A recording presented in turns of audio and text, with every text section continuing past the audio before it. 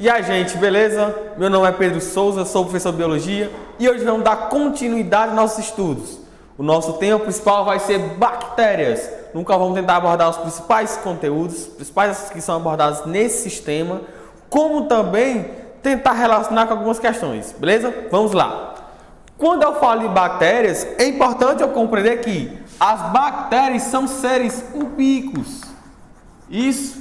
Esse é um termo que já caiu no Enem, que eu já vi também em questões particulares, como na Facid, lá em Teresina, que são basicamente o quê? Ubíquos é praticamente aquele ser vivo em que está presente em todo lugar. Independentemente de colocar, as bactérias vão estar presentes. É importante entender a sua importância. As bactérias vão estar atuando no processo de decomposição. Quando eu falo lá na ecologia que eu tenho um produtor, que eu tenho um decompositor e que eu tenho basicamente um processo em que a partir de uma alimentação adequada eu vou ter um processo de decomposição através de bactérias saprófitas. Além disso, vai ser importante também na alimentação associar que as bactérias, através de um processo chamado de fermentação, eu vou ter a formação, por exemplo, do iogurte. Outro ponto importante que as bactérias vão estar presentes lá no ciclo do nitrogênio, na sua liberação, como também na conversão. E por último, é importante entender também que as bactérias vão estar atuando no processo de biotecnologia, que está bastante frequente ultimamente. Atentar que as bactérias são seres procariontes. Quando eu lembro da definição procarionte, é um ser bastante primitivo, em que eu vou ter a ausência da minha carioteca. Então, os seres procariontes não têm carioteca. Consequentemente, dá-se a entender que o material genético ele está disperso. Não tem um processo, não tem uma membrana nuclear protegendo essa estrutura. Consequentemente, eu consigo entender também que não tem a presença de organelas citoplasmáticas, como por exemplo, o retículo endoplasmático rugoso, o complexo de Golgi. Atenção que as bactérias são seres unicelulares, em que eu vou ter a presença de uma parede celular rica, parede celular altamente rica em um componente chamado de peptidoglicano. Diferente das plantas, em que essa minha parede celular vai ser rica em celulose, ou diferente dos artrópodes, em que tem uma parede rica em quitina, promovendo essa proteção. Quando eu falo em reprodução das bactérias, eu divido em dois componentes. Eu tenho a reprodução assexuada, que é a mais comum, em que basicamente eu não vou ter um processo de variabilidade genética, e eu tenho a reprodução sexuada, em que exatamente eu vou ter a variabilidade genética. Quando eu falo em reprodução assexuada, a mais comum é a bipartição. A bipartição é basicamente como se fosse uma mitose. Exemplo clássico, a E. coli. Eu tenho a E. coli, ela vai começar a se dividir, e nessa divisão eu vou ter a formação de seres idênticos. Consequentemente, eu não tenho a presença de uma variabilidade genética. O outro tipo de reprodução assexuada vai ser o processo de esporulação, que é típico da Clostridium botulinum. A gente já viu que a Clostridium botulinum vai causar uma doença chamada de botulismo. Nesse processo de esporulação, eu quero que vocês se atentem a um conceito, que é que bactérias que realizam esporulação, elas permanecem em um processo chamado de dormência. Essa dormência faz com que a bactéria ela seja bastante resistente. Como, por exemplo, a Clostridium tetani, que vai causar o tétano, consegue permanecer em locais bastante novos, como, por exemplo, locais que tem muita ferrugem, ou até mesmo em areias por aí. Quando eu falo em reprodução sexuada, em que eu tenho uma variabilidade genética, eu vou dividir em três componentes básicos. Eu tenho a transdução, eu tenho a transformação, e eu tenho a conjugação. A conjugação, basicamente, seria um dos métodos mais importantes, em que eu tenho a presença da formação de uma ponte entre uma bactéria e outra. E quem vai promover essa ponte? É uma estrutura chamada de plasmídio. Aqui eu tenho um elevado aumento da variabilidade genética da bactéria. Transformação é basicamente quando eu tenho uma morte de uma bactéria.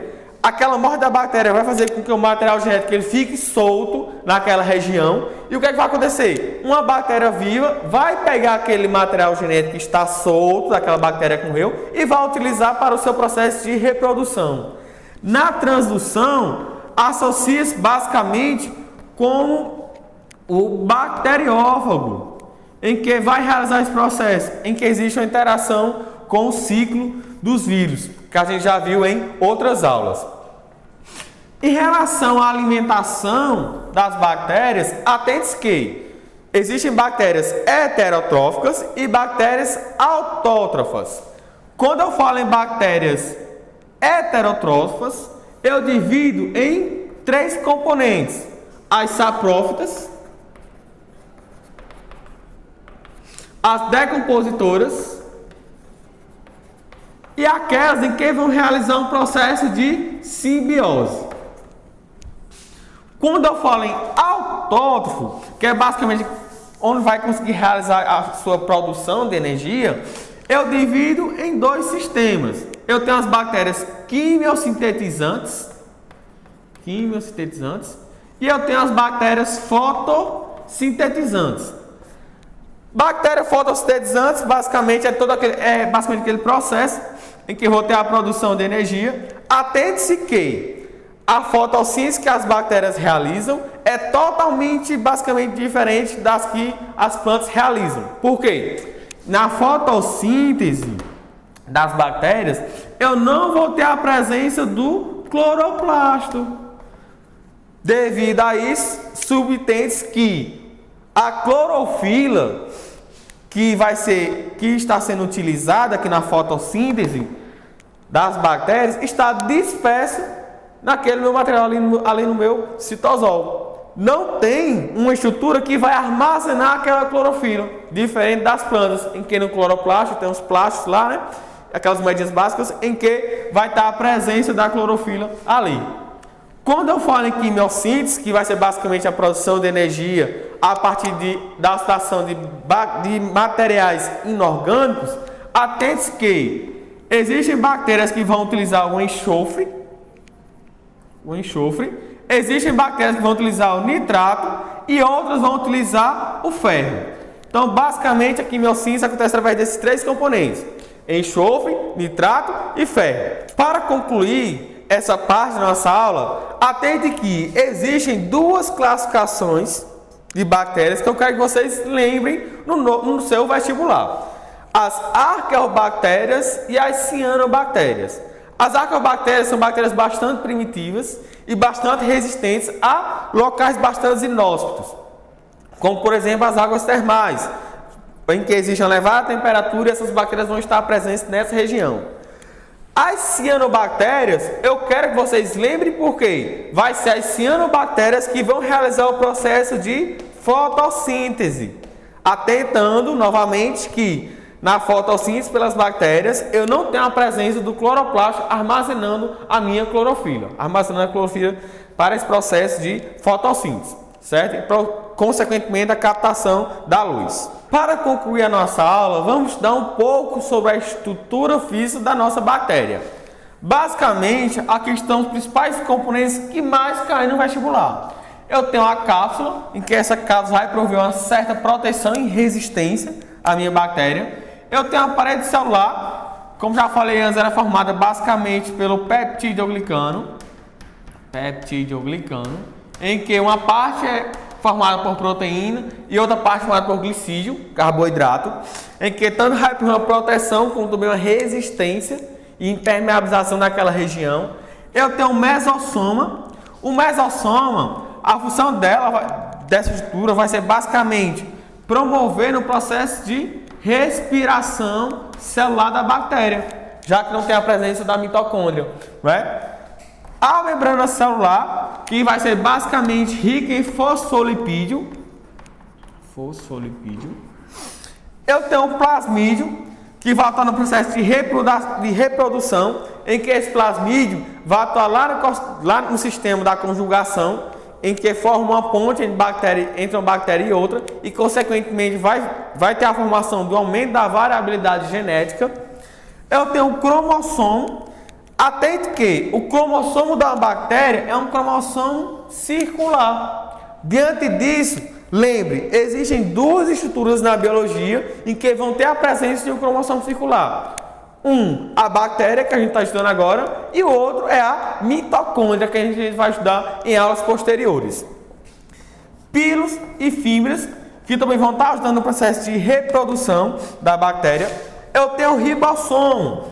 Esse ribossomo que vai ser uma estrutura bastante importante na produção de proteínas, no processo de tradução, em que esse meu ribossomo da bactéria é do tipo 70S. Bem, gente, basicamente a gente está concluindo por aqui a nossa aula de bactérias.